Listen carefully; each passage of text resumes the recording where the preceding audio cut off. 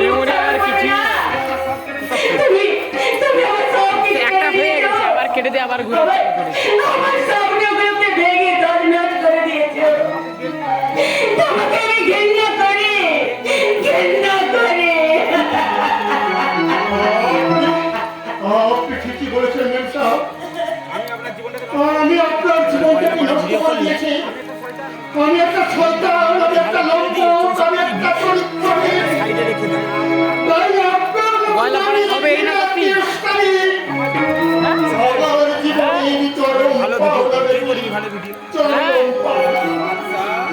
বাছা, আমার জীবন, আমার জীবন, আমি আপনার কাছে কিছু চাই না মেম সাহেব।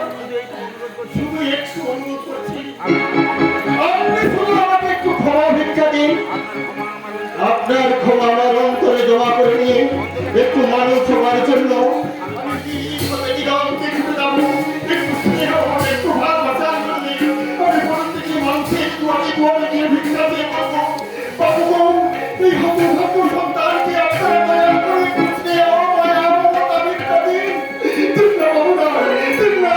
এই হতভাগ্য সন্তানকে আপনারা দয়া করে একটু স্নেহ, মায়া, মমতা ভিক্ষা দিন। আর তাতে যদি আমি কারো কাছে বলতে না পাই, তাহলে সেই দিনই হবে এই বাচ্চার জীবনের শেষ দিন।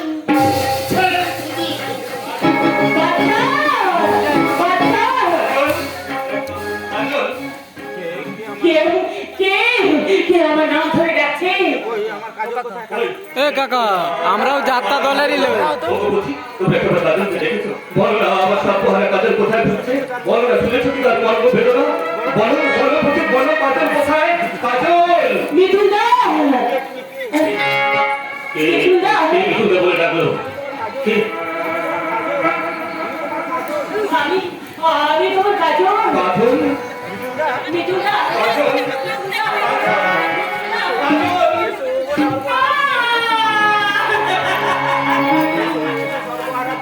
এসো এসো সর্বহারা প্রেম, এই দুজনের মধুর স্পর্শে আমাদের গড়ে উঠুক ভালোবাসা।